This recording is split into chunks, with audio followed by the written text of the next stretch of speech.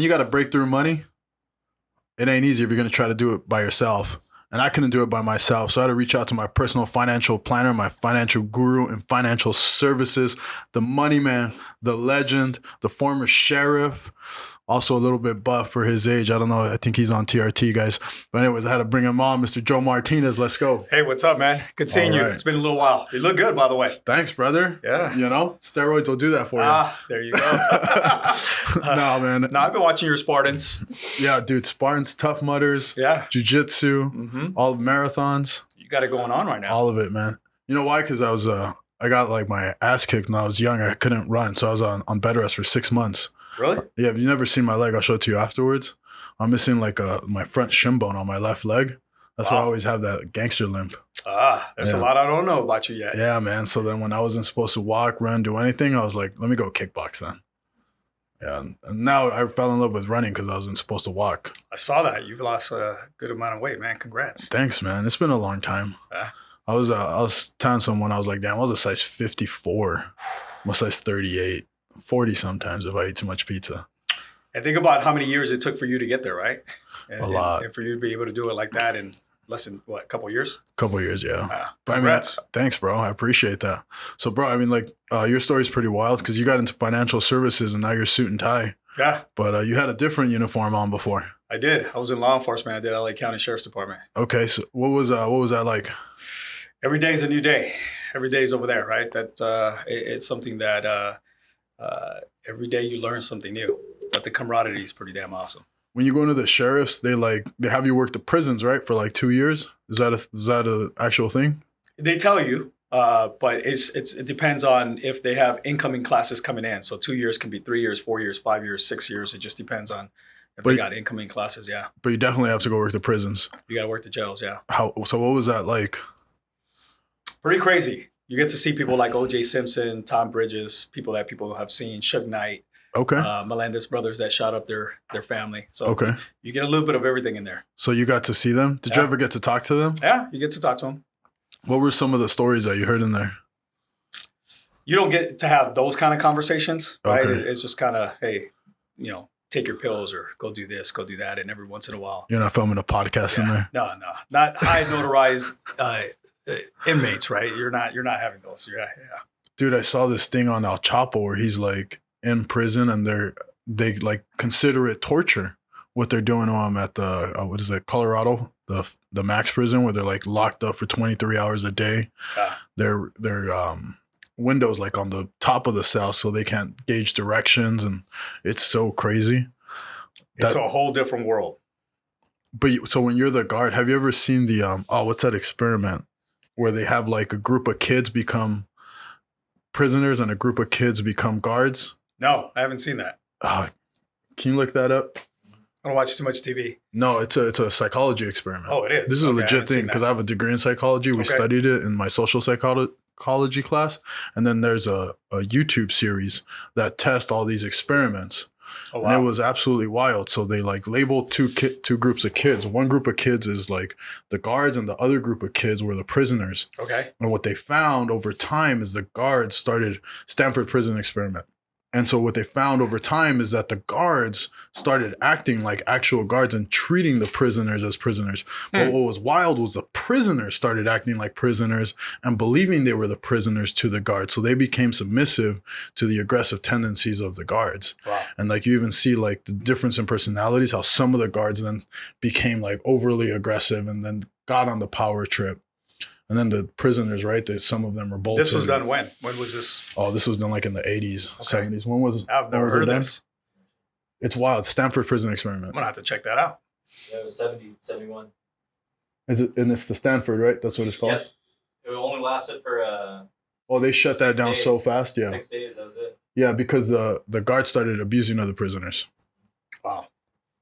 Did you ever encounter anything like that where you were just seeing like, oh man, these people are on a way too much of a power trip?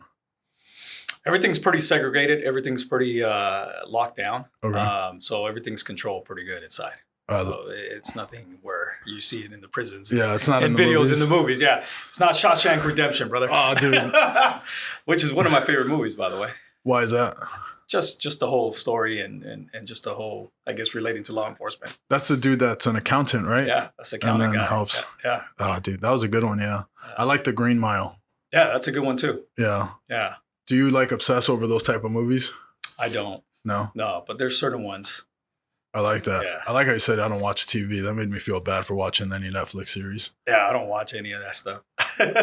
What do you do for entertainment? Basketball, weights, running, Okay. Stuff like that. Oh, dude, you're like a human robot. Nah. I like to read too. Yeah. Yeah. I saw you judging my library. There you I was go. like, I better get more books in there. Yeah, that's right. That's the first thing I did. I walked into your office and just taking a look at your library. Audible doesn't allow me to post my books on there. Yeah. There you go. That's true. Dude, when I'm on a long run, you put on a book. I don't know how much I pick up from there, but have you ever read Can't Hurt Me, David Goggins? No, but I've seen a lot of his context. Pretty good stuff. Dude, it's incredible. Yeah. Yeah. Do you have military background? I don't have military.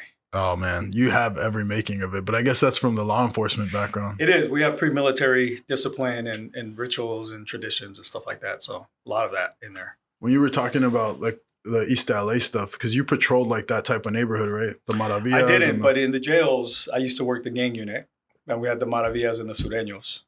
And so I know a lot because of talking to them.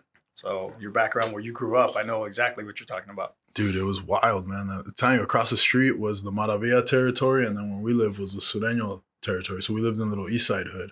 And then like a few blocks away was Cam Tres, and Cam was like the big gang in East LA. And then the Maravillas were across the street. And like my homie, my best friend, was 3 houses away. He was from Hicks Tres, and then the guy down the block was from Hicks. And then there's the guys from my cousins were banging. And then, dude, I just on Christmas Eve, did I tell you this? Our Christmas Eve was us finding out that my nephew, who grew up in the same house I did, is doing life in prison for murdering somebody. Also Maravilla. Yeah. I was like, God damn it, bro. Like, same opportunities. Same opportunity. Same thing happened with me. So I grew up in a place called Atwater. Okay. And 2 of my best friends at the time, when we were growing up, they ended up doing drive-by shootings. They got convicted and they got sent away for life. And I ended up seeing them in the county. No my way. best friends, several years later, I go into the academy, I become a deputy, and then I come back and I see them years later, and I look at their card. What they're in there for is 187 murder for life, and that would have been me. Yeah. But my mom she was actually pretty. You think about moms, but she was very.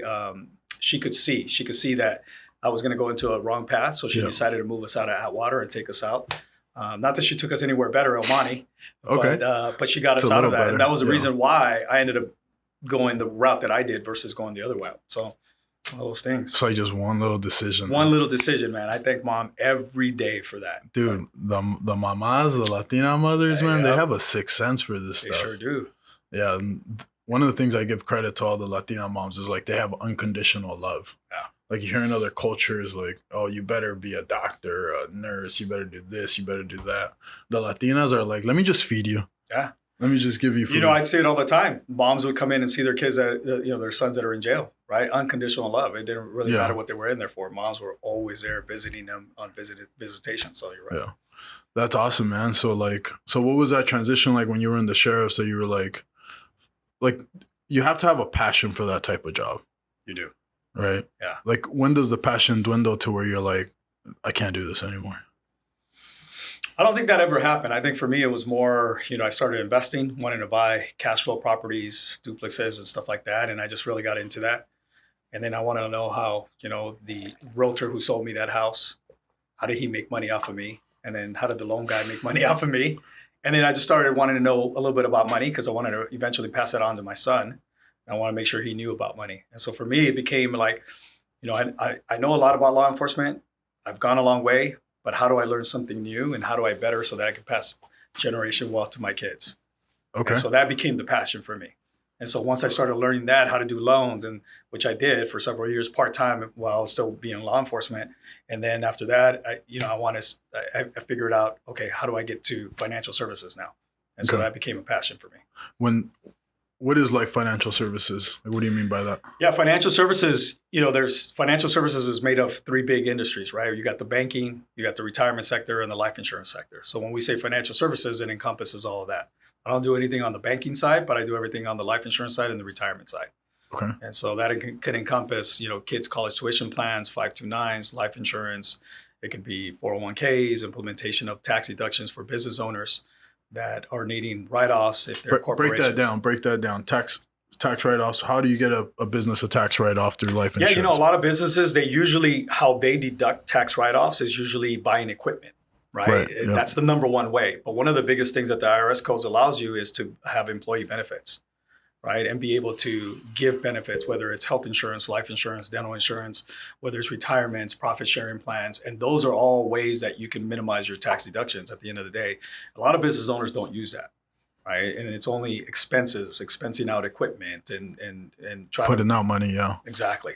And so I come in through that side because your income tax guy and your CPA, they're just basically data entry, right? Here's what happens. So you need someone outside the box. How do we start making sure that we give you the advantages of being able to sock away money so that it grows tax-free later on, right? And how do you get deductions? How do you minimize having to pay out some money to the IRS? Okay. So like when you're seeking out these business owners or small business owners, like you're going in there already with the strategy, like, hey, look, this is what you normally do. Do you pull their tax returns and take a look at there's whatever Schedule 1 or what I forgot what schedule it is too. But you go in there, you look at the taxes, the K1s, and you're just like, okay, you know what? Yeah, the biggest things with them is two questions. Are you looking to be able to minimize more of your taxes, right? And do you want to provide something for your employees? Okay. And usually if they say yes, then we get into those conversations, and then we will take a look and see what they have and what they're paying and how we can, whether it's a K1 or S Corp, C Corp, depending on what it is, and how we can maximize their benefits. Got it. No, so like life insurance is like pushed on everybody, right? Like, yeah, it's always, honestly, it's kind of uncomfortable sometimes when people like try to sell you life insurance. You're like, dude, chill out, bro. I'm not trying to die. Yeah. But like, so how does it work? Like, what is, break it down in like, like those old school, like for dummies type books. Like, how does it work? Like, what is it? Like, why should people get it? Yeah. Well, life insurance is really simple, right? People make it complicated. But it's simple. You only have 3 flavors. So it's like vanilla, chocolate, and strawberry. So you have term, which is temporary for a set amount of years. It's just, well, I don't have a lot of cash flow coming in, and I just want maximum coverage. So very simple. That's your chocolate. And then you have whole life, which is it goes for your whole entire life, right? It's a permanent policy. And they're paying on this for their whole life? For their whole life. That's why it's called whole life. You're married to it, right? For your whole life. Right? So what happens if they ever stop paying on it? Well, if they've put in sufficient amount of money, it can continue. But if they haven't, then it'll lapse for that. Okay. But do they lose everything that they put into it? Yes. If it lapses, if they have enough cash flow that they've put into it, then they won't lose it. What's that figure when you say enough cash flow? It just depends because the underwriting is based on health. It's based on how much money you've put into this policy too, as well. Cost of insurance, health, and also savings. I feel and then like the third. Oh, go ahead. Oh, go ahead. And then the third one is what we call universal, and then there's different variations of universal life. So there's really 3. What do you break down universal? So universal is going to have a life insurance component, and the new life insurances today also have something called living benefits, which includes critical illness in case you get sick, heart attack, stroke, aneurysm, and it also has long-term care. And then it has a savings component. So it's really Index Universal, they learn from the term and they learn from the whole lives. And what they wanted to do is they wanted to make it more of a transparent policy. And so they basically, okay, let's separate the true savings from the actual life insurance side. And that's how they came up with the universal life. And so if someone signs up for a universal policy, do they have to make payments? Say I were to sign up, I'm 32. Okay. Right. I could potentially live till I'm 90. I'm probably die next year, but now I got to make payments on this for, 58 years. It depends. Once again, if you front load it with a certain amount of money, then that can continue depending on the performance of the index of the account. It can carry you. Okay. If you're making monthly payments and eventually you don't have enough funds in there, what could happen is the cost of insurance could start eating up some of the savings. And so you have to be really, really careful on how you set it up for individuals based on their age. Can you break down the benefits of each one? Like why? Like you get a person, what makes you say, okay, I'm going to give you chocolate, I'm going to give you vanilla, I'm going to give you strawberry? Yeah, let's take me. My younger days, I had when I started purchasing my house, right? Let's say I have like my house over $1 million. Then I have my duplexes. And so in the younger side of me, I wanted maximum amount of coverage, $2 million, just to make sure that my houses were paid off, make sure that my kids didn't have a mortgage. And so I wanted maximum. So I went with the temporary insurance at the time, 30 years, $2 million coverage because I knew it was going to be cheap. And as I get older, what do you mean by cheap? Like inexpensive. Put a figure on it. Yeah. So let's say at the time, let's say $500,000 on a, let's say 25, 26-year-old kid could be something like $40-50. That's pretty inexpensive. Per month. That's not bad. Right. It's not bad.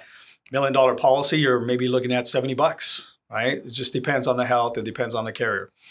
Now, as you get older, someone like myself, now in my 50s, I'm worried about what? Long-term care. I'm worried, what if I suffer a illness? What if I get a heart attack? What if I get a stroke? I want to make sure that I have money to take care of me, and also to make sure that I have money that can come in if I can't go to work. And so maybe I started looking at a permanent policy at that point where I make sure I have that all the way to 120 years old so that it takes care of me. And then also, if I live long enough, I can have some tax-free supplemental savings from the actual policy. Because one of the things that people don't know is that when you put money into a savings of a life insurance policy, it grows tax deferred, and it's all the interest is not taxed later on if you take it out in the form of a loan. So literally I can dump in 200,000 into a life insurance. Let's say it grows to 500,000 over a period of time. That 300,000 normally in any other, I'd have to pay capital gains or income taxes on. 100%. Right? So life insurance is a great way to actually make money, and the interest doesn't get taxed later on. And a lot of people don't know that. The only other way I can probably do that is through a Roth IRA. So this is a great way. Yeah, I love that. So what is like your ideal type of client? Like when you're out there, someone trying to call you, like what does that ideal personnel look like? Yeah, it's changed over the years, but I mean, I love helping people where I grew up at, right? So someone who could put away only 30, 40, $50. I still have a heart for that, right? Because I grew up in that. I knew my mom, single mom, cleaning houses, 3 jobs, couldn't afford a whole lot. And so if they need a term policy, I'm still there for that, right?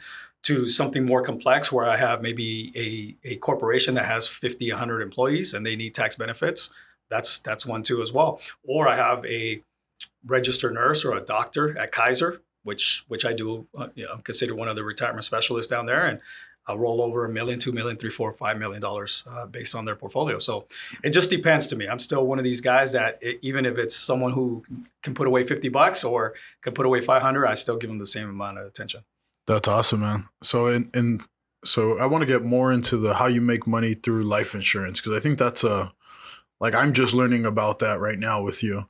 And so let's break that down in a little bit more depth and how that works and how people are actually able to make it, right? Let's go down to layman terms. So I come to you, let's just say I have 10 grand to start. Yeah. How do I turn that 10 grand into 100 grand through life insurance? Perfect. So what happens is, in its simplest form, let's start with someone $200. Maybe let's say you don't have 10 grand, and then I'll come back to your 10 grand just to be able to break it down. Okay. So let's say I have $200 based on my health. A percentage of that $200 will go into the cost of insurance, which is the life insurance, which will have all the benefits of long-term care, critical illness, and if I die. Let's say it's $100, let's just say. The other 100 will go into a savings account. And that savings account has a floor. That means that if the stock market ever goes down, I never lose money. It's 0.75. So that's awesome because my money will always grow even during a down year, like what just happened this year. Now on the upside, it can go as high as 15%. So if the market does 25, the max you get 15. If the market does 6, you get 6. If the market does 7, you get 7. So the money is never invested in the stock market. They always track an index of the S&P 500 or the Hang Seng, which is China, or the Euro as well. And so they take a look at that. Now let's take a look at your 10,000. Let's say I put front load 10,000. Now all of a sudden, 1,200 out of that, the $100 times 12 months will go into the cost of insurance, and then the rest of it goes into the savings. And every year, as it continues to grow and it grows and grows, any of the interest won't be taxable when you need it later on. And so it's a pretty good thing for a guy that's in their 30s, right? But everything that you front load or put monthly into that policy, then you can't access it until you're in your 60s though, or 59 and a half. So there's markers. So let me just give you just so you understand, there's markers. So let me give you an example. Let's say I have 10 grand in there. Typically, I'll be able to access anywhere between 25 to 30%. Once I have 20 grand in there, probably between 50 to 70. And every carrier is different. Every policy is different. Once I have it over 15 years, I'm able to access up to 90% of the account. Do you access it as a loan or do you access it as like they're just as a withdrawal? Yeah, both. So if I do it as a withdrawal, let's say I have 10 grand and I need 5 grand. Now my money dropped to 5 grand and I'm only earning interest on 5 grand. Got it. Versus if I take it from Nationwide's bank, let's say Pacific Life's bank, they're lending it to me as a loan. They're crediting me. Let's just say they're lending it to me at 3.9%. And all of a sudden they credit my account 3%. So I'm really borrowing it at less than 1%. Got it. And my total amount of money of 10 grand is still earning money as well. And so it's what we considered either a wash loan or where you can leverage the insurance money versus taking it out from my account. Yeah, that's smart for them because it's a collateralized debt versus your actual assets. Absolutely. I had a guy do that in the middle of a loan transaction. I'm trying not to say the F word. I'm better than that now. I'm trying not to cuss. Yeah. Just screwed over my transaction. Like it was a fighting tooth and nail trying to explain this to an underwriter. I was like, he took a loan against his own money. And she was like, no, you can't do that. I go, yes, you can. If you have $1 million, you can make a call against your $1 million and borrow an X amount. Yeah, most people are familiar with borrowing money as a 401k, right? Yeah. And people are familiar. That's a hardship withdrawal. Yeah. No, a loan. So you can take out a loan without a hardship. Got it. So most people understand that in a 401k, but outside of that, for whatever reason, like you just said, whether it's your scenario or life insurance. It was against their stock portfolio. They had millions in there. I was like, you can make a call against it. Yeah, people don't understand leveraging outside of a 401k because the average person has a 401k. Dude, it was brutal. I was in a fight for like 3 weeks with this underwriter. That's awesome, man. So but going back to your conversation, you know what's awesome about that program is you can literally set up a kid for life and have them be a millionaire baby. How so? Because you start them off young and you put a small amount into a policy like this that's going to grow tax deferred and tax free for them. And literally they can be a millionaire baby, tax-free money, and you can set them up for the rest of their life. Especially if you have a daughter, right? You never have to have your daughter depend on another man, right? You can literally set them up now. That's why I bought her an Airbnb the day she was born. Right? You never have to have your daughter depend on another man. You set them up correctly, right? Whether she wants to take that money for education, whether she wants to buy a house, whether she needs it for a wedding, right? You can set them up now. She's going to go to Vegas and blow it all in a weekend.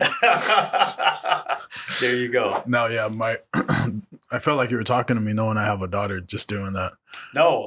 We literally bought her an Airbnb. We bought her a business. So when she turns 18, we can go, here's the keys to your Airbnb. There you go. Here's your business. Well, that was my whole thinking when I was buying duplexes, right? At the time, I only had one son. I have two beautiful sons now, and I have two of them for them. And they're going to be paid off if they want to keep them and just receiving the rent and the tax deduction. Awesome. If not, they can sell it. They can do whatever they want. And at least I'm giving them a head start. Yeah, you're giving them a business rather than a liability. Yeah. As a parent, that's what we want, right? We want every generation to be better. Yeah. And our parents came down from Mexico, probably, me, El Salvador. Yeah. Right. And my mom was working 3 jobs, cleaning houses, trying to do what she can do. Right. And so I feel like we need to pass that responsibility and make sure that our next generation is even better. Yeah. I keep telling people, hey, we've only been here 50 years, but we're catching up. Yeah. We're here, man. Yeah. Our work ethic is that immigrant mentality, right? Yeah. And we're hungry because of that. Dude, I was on a coaching call yesterday, and I was telling my coach, I was like, oh, dude, I could feel the buzz again. Here come the 12-hour days, 7 days a week. I go, I know I can handle it, but I go, can my people handle it? Can my staff handle it? And then he goes, what are you worried about? He goes, are you a construction worker? I was like, no. He goes, you're a farmer then. And I go, no. He goes, you work outside. No. Is your office climate controlled? Yeah. He goes, what are you worried about, dude? You're going to sit back, answer the phone while you're making a ton of money that people wish they can do what you do in an hour. I was like, you're right. Right. You're right. It brought you back to reality. Yeah, it brought me back. But now I got to embed that into the next people, right? Because I have Absolutely. I'm Hispanic first gen. I'm bred with the ability to do that. Mm-hmm. But can everybody else? Yeah, you gotta find those players, right? Yeah. Not everybody's breeded that way. Actually, my staff, the small staff that I have, they'll grind out 12-hour days with me. I have no doubt. They got to see the paycheck first to believe it. Yeah. After they each get their first 5-figure paycheck, so you'll be like Elon Musk having them sleep on the floor. Hey, dude, I'll order Domino's pizza. I don't care. There you go, dude. Oh man. There you go. Yeah, I have no doubt that they're gonna be able to kill it. So I mean, like you're uber successful now, right? You probably don't have to work another day in your life. What keeps you going? Helping others. I still remember being hungry. I still remember, my mom. It'll never leave me. Her working 3 jobs, there was times where my mom would come in and I didn't realize it at the time, and she didn't have enough money, right? And she'd be like, okay, do I buy him his baseball uniforms and enroll him and my brother into baseball, or do I eat? Yeah. And she would literally take her last money and she would enroll me in baseball, go buy me cleats and my brother, and she would not eat. I mean, that right there keeps you humble, right? Those humble beginnings. That keeps you going. And I love paying it forward. I love taking someone who's normal, right, and making them into an extraordinary business person. Like, that's what I thrive right now, being able to give back to the community that way. So that's what I love. So you're just investing in others. Yeah. Now. Yeah. I love that. So how is it that you like help? Like, what are some of the key things that you look for in a person where you're like, I'm going to go invest in that person? Because you can't invest in everybody. Yeah, it's true. There's certain traits that I do look for. Number one is, most important is character, right? Character is important to me. Do you do what you say? Yeah. Right. That's a lost art. I think that's a lost art in today's world, right? A lot of people tell you they're going to do something, but they don't do it. And so character is huge for me. And can you do it when you don't feel like doing it? I think that's character too, right? A lot of people are excited. January 1st, everybody wants to go lose weight. All of a sudden it starts raining, right? Nobody wants to go out there. They're all leaving the gym already. Yeah, exactly. They're all leaving the gym. I'm excited. And I think character is, do you do it when you don't feel like doing it? Because it's easy to do it when everything's going well and everybody's happy. So that's one. And then I think competitiveness, team sports. Did you play in team sports? Because to me, someone who played in team sports, they understand everything. They understand alignment. They understand, being in a team. Law enforcement is all hierarchy structured. So we understand, we take a bullet for each other, right? We understand alignment. We understand taking, and I think team sports is that way too. And I've noticed that a lot of people who I found to be successful too come from that as well. So that's another. And they have that discipline. Yeah. And the work ethic, right? You got to have that work ethic, like what you just said. So, and so those are the 3 things that I really look for. And family. How's their family? Like, if I walk into your house and the way I know you, but you treat your kids a different way, or you treat your spouse a different way, right? You're not the same guy. That to me tells me a lot, right? Because if you're transparent the way you are when you communicate with the person, and then you enter their home and you see them the same way, I feel like that's a real person. Yeah. Right. So that's a big deal. So one of the first things I want to do is I want to meet your wife. I want to meet your kids. I want to see how you are genuinely with them. Are you an ass, or are you a genuinely good person? And so those are the things that I look for. That's incredible. Yeah. The team sports thing, man, I can't remember where I heard that from, but they were specifically looking for like basketball, people who played college ball. I can't remember for the life of me who was recruiting that way. Yeah. But there was something about it. It's tough. Like the team sports, I can see how that builds. I was always in individual sports, and I think that like screws me in the team mentality, because it's like, no, this is about me. Yeah. Yeah. It's good. It's good to have that because you're still in the competitive environment. But like you said, it doesn't translate into the team side sometimes. No. Yeah, I'll get into like this morning I got into a heated call with like another manager. Just like, you guys ain't doing your blipping job, because I'm getting your people calling me. So like, you better go and get your ass on it. I just don't have that like super nice, well, hey, we're going to do this together. Right. Come on, everybody. Yeah. Like, I just can't like, oh, sorry, man. Yeah, no worries. No, I didn't mean to play footsies with you. Yeah, no biggie. So like if, so let's just say you find somebody that kind of like they're working at Starbucks. Yeah. Right. The cashier, you see them. Like I get hit up with Primerica all the time when I walk into Starbucks. Yeah. They're trying to recruit there. Yeah. Like with what you do, is it more of a scheme like that, like what Primerica does? Yeah. Or is it more like a legit business where it's like, hey, we're here to not only empower people to make money, but we're also like have all these services and products that we're truly offering that are going to create generational wealth? Yeah, I'm a hybrid just because, like me, I'm not your prototype business entrepreneur, right? I'm a totally different person.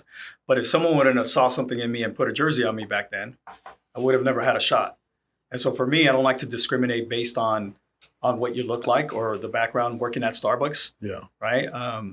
To me, it's going to be a hybrid. I want someone who's a professional, someone who's going to do the right thing for the company, for the clientele, right, for the mission of the business.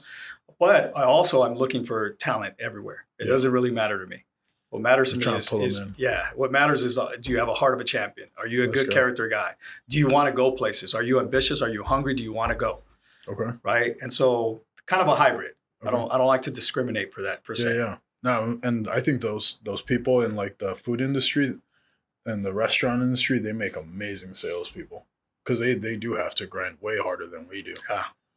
I got a brother of mine who worked for Starbucks for a long time, and he's phenomenal. It's funny that you said that because he popped into my mind. Yeah. He worked for Starbucks a long time. They wanted to offer him managerial positions, and then finally he went and did something else, and he's phenomenal at what he does. So you might have a point there. Yeah. Isn't it crazy? Like when you think of those positions, even the high level positions where you're trading your time for money, right? Like how you're capped at X amount versus like you come in, you do what we do, whether it's financial services, whether it's mortgage and real estate.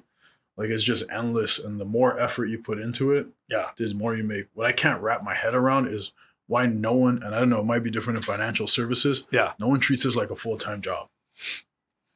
Absolutely, and I think it's because we come from, if you think about it, we come from a W-2 mentality, right? Yeah. Like me, law enforcement. I worked for law enforcement for many years, and so we're ingrained to be able to be told what to do, right? Clock in, when to go in. And then when you try to transition into self-employed or independent contractor or entrepreneur, we still have that mentality, right? And it's a whole different beast to come on this side, right? Nobody's telling you to wake up. Nope. Nobody's telling you when to clock in. Nobody's telling you to get going. It's just something that, depending on where you want to go, what you're trying to accomplish. So I think that has a lot to do with it.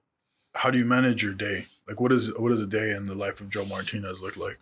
Yeah, I wake up in the morning. What time? 7 o'clock, 8 o'clock, have my gratitude of attitude. Okay. Right. And what does that mean? That means I get down in my closet and 3 things that I'm grateful for. Oh, I love that. Right. And so that's the first thing, attitude of gratitude. What are my 3 things that I'm grateful for? The second thing is I want to read for 30 minutes. Right. What are you reading right now? So right now I'm, have you ever read The Outliers by Malcolm Gladwell? Never. Great book. Yeah. Yeah. That's a great book. Okay. Outliers talks about, and there's a page in there that says, in order for you to master your craft, you need 10,000 hours or 10 years. Oh, Bruce Lee, 10,000 kicks. 10,000 hours or 10,000, you become a master at your craft. 100%. And so that book's great, by the way, for your daughter also as well. Has some good stuff about kids in there too as well, for you to read. Outliers. Yeah, Outliers, Malcolm Gladwell. It's pretty good. So, okay, so you read for 30 minutes? Yeah, read for 30 minutes, go down to the treadmill, and I have a treadmill in the gym. I converted my whole gym in my garage into a gym. Let's go. And so I can go do that, or I just jump right in, right, depending on what I need to do. And so, and I want to call my partners, want to make sure I go through everything, and then it just kicks off after that. Okay. Yeah. And you're working 9 to 5 nonstop on the phones. I won't say 5 o'clock. There's some days that I'm working till 10, 11 o'clock. It just depends. Let's go. Until it's done, right? And so some days are probably I'll be done around 7:30. Okay. Some days I go till about 10. I work 6 days a week. Sundays family faith day. But 6 days a week I'm grinding. That's awesome, man. Yeah. How are you able to balance like all the work and family time? And I had a good coach. The coach saw me working a ton of hours in the very beginning. He pulled me aside one day. He goes, "Hey, I don't want you to burn out in 5 years. I want you to be here 30 years from now." And the first thing he told me is, you need to date your wife. Because he says, if you're going to make it and you're going to have family, especially where you want to go, you want to make sure that you date your wife. And so I wasn't doing that. I was just, whenever appointments were coming in, whatever I had, I was just grinding. I was just going. And I was trying to help everybody. And so I said, okay, Friday nights is going to be my date night. And I can't break it. I can't change it. It needs to be. Yeah. And so that helped me, believe it or not. Locked in, Friday nights. And then you got to schedule in family time too as well, right? So Sunday's my family time. Like Sundays is family time.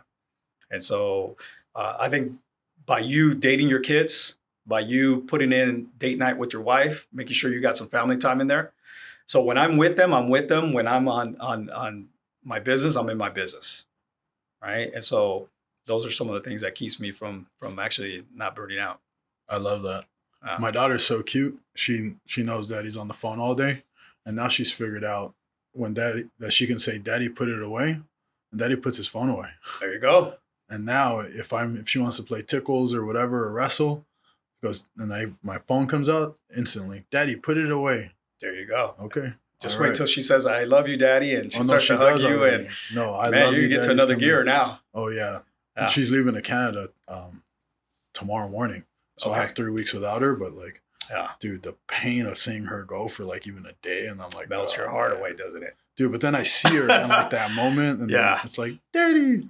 Well, dude, nothing better than you open the door and it's like, "Daddy's home," and then just runs to the door. Like people don't understand who don't have kids what that love is, right? That love it's unmeasurable, right? It's just insane. I hate it, man. Good stuff. One of the other things I like to do is I like to take short little getaways. Okay. Right? Sharpen the saw a little bit. Yeah. So take off for 3 days. Short little getaways. I don't like to take off for a long period. Are you working when you're on those getaways? I am. So I have designated time. Okay. Right? That I'm still doing that, but I like to get away and still be able to spend a little bit of time and sharpen. Right. Because sometimes we're in the foxhole.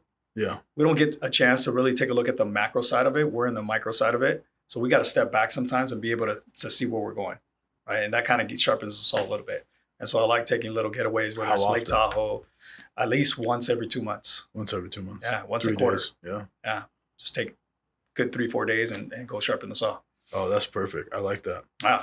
Because otherwise you're just nonstop, man. You know as well as I, our minds don't shut off. It does not. Right? It's a constant, right? Yep. How do I do the digital marketing side on your side? How do I help my team members? How do I help the clients? How do we get better at this? So it's just constantly going, right? And so you got to be able to sharpen the saw every once in a while. There's little rockets exploding. Boof, boof, boof. Yeah. Yesterday, when my mom came from Mexico, she wanted to see the baby before she went back to Canada. And I hadn't done my calls because I was in studio, lunch, got home, jumped on a Zoom call, and then it was like, Mom shows up, and I'm like, "Oh shit, you're 2 hours ahead of my schedule." So she showed up on what I call my green time when I'm going to make my outbound calls. I was like, "Mom, I gotta, because otherwise I'm not going to be able to sleep. Let me get 10 phone calls out. Otherwise I'm gonna lose my shit all day, and I'm not going to be present because all I'm going to be thinking about is I miss my 10 phone calls." But that's the beauty of the flexibility, right? You knock those 10 calls and then you got mom undivided attention. I'm done. I'm out. Right? Versus if I had to clock in and mom came in earlier, I'm not seeing mom till I get out of the job at 5 o'clock, right? Yeah, and then I'm only seeing mom from 5 to 8. Yeah. Right? And so that's the beautiful part about being an entrepreneur and calling your own shots. 100%, man. There's nothing better. I always tell people there's 3 things that people don't ever get a chance to do until they're over the age of 60 years old. And they're the most important things in life, right? Waking up whenever you feel like waking up, not because you have to wake up. That's one. I open up my eyes when I want to. Obviously, I'm on a regimen and I do it, but I open up my eyes when I want to. Not having to drive in traffic with everybody else, like when I having to go clock in and drive in traffic, right?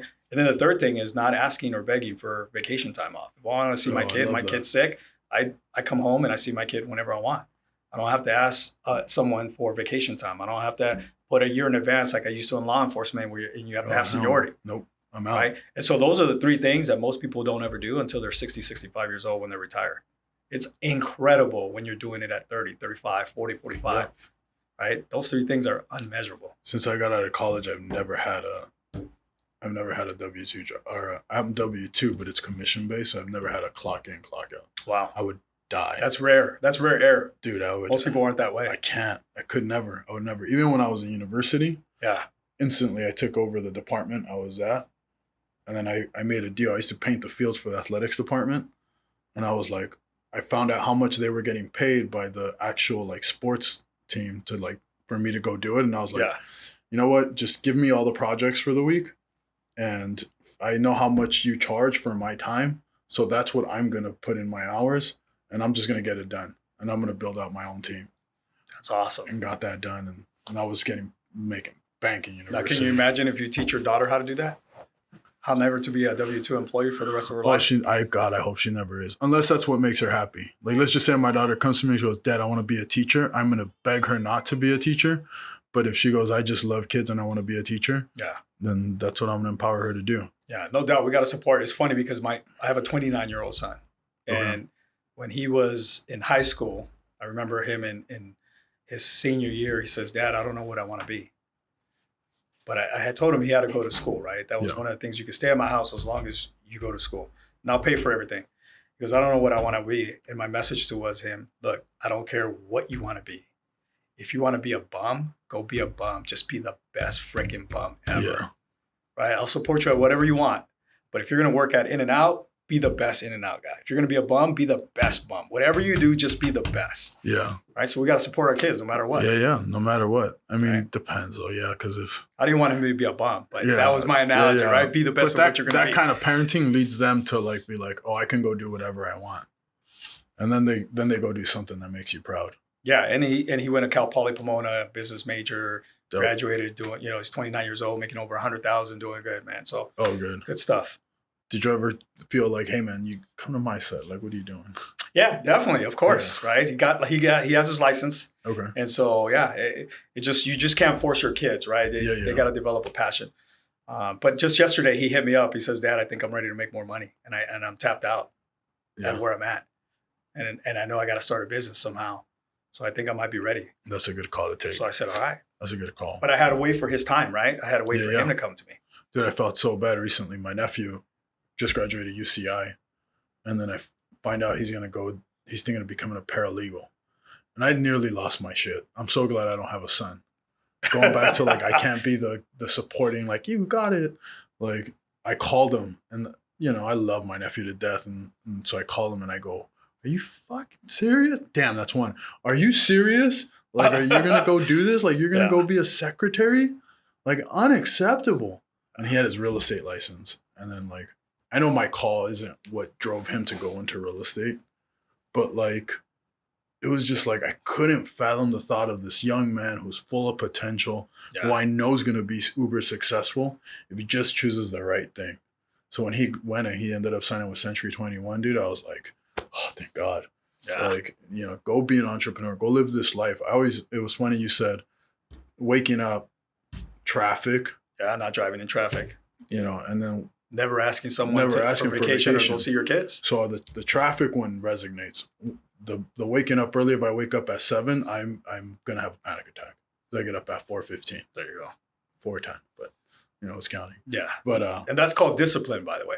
Every day. Right? It's discipline now. Because you do it whether you feel like it or not. That's called discipline. Even if I go to sleep at midnight. Yeah. Even if I'm at vacation. But the traffic resonates. Why? So the traffic resonates because every time I have to go to LA or Diamond Bar to go meet with my regional, I go on the fast track. And I don't care how much traffic is on the 91. But I get to be on the fast track. And it could be 5 a.m, 4 a.m, 6 a.m. Then I look over and I see all the people who are stuck. Yes. And then I'm like, for the life of me, why aren't you on the fast track? And my stupidity or naiveness, right? Or just plain now that I'm spoiled, right? And I'm like, why aren't you guys on this lane? You can go so much faster. Do you not know how much your time is worth? And I'm upset with all these people. And I go, oh, you have no choice. Yeah. All you people are stuck in this traffic. And there's a select few of us that get the privilege of getting on this. Yeah. And I think sometimes you don't know what's on the other side, right? Yeah. Because if your parents, like I got lucky because my mom, like I told you, she was cleaning houses. Yeah. So obviously. And then my dad worked in construction. And then mom got divorced.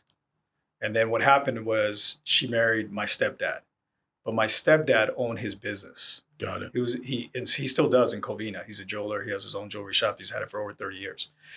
But I had the best of both worlds. I had two parents that were working, and if they would have stayed together, that's all I would have known. Yeah. But because my stepdad came in and taught me the entrepreneur side, and how it kind of opened my eyes a little bit. You sound like Robert Kiyosaki. Right? I guess so. But yeah, rich dad, poor dad. Yeah, except they were, both of them were not rich. But he gave me a different version.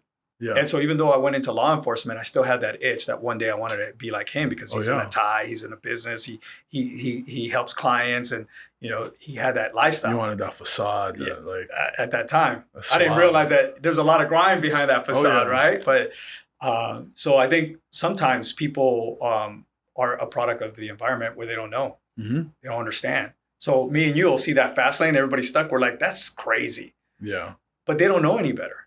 Yeah, they don't. And they don't have a coach. They don't have an exit. They don't have someone, a parent or someone to really guide them to get to that lane. Yeah. Or they just feel stuck. They got a mortgage. They got a car payment. Yeah. That's another. Their kids in school. Yeah. Too much debt. And so now they're stuck. They can't. And they think they don't have the time. Yeah. Except you got time while you're stuck in traffic. Yeah. To educate. It's funny you said that because when I was working law enforcement and I was driving home in traffic, I was making my calls for the loan side, for the real estate side when I was, and I was using that time while I was stuck. Yeah, if I'm not on an audiobook, I'm on calls. I'm on the phone. Yeah. And it keeps me up. Brother, it's been awesome having you on here. Yeah. Like, you educated us on financial services. You're always recruiting. You're always trying to change lives. How is it that someone can get a hold of you, or what is a website they can go to if they want to, learn more about what you do and how you can change their life and reach really financial freedom? Yeah, hit me up on Instagram, Joe_CO_, and DM me there, and then we can talk. Awesome, and it's been fun. We'll put your Instagram down below in the description. But bro, it's an honor to partner with you. Yeah, to be a part of your team, and let's do something great.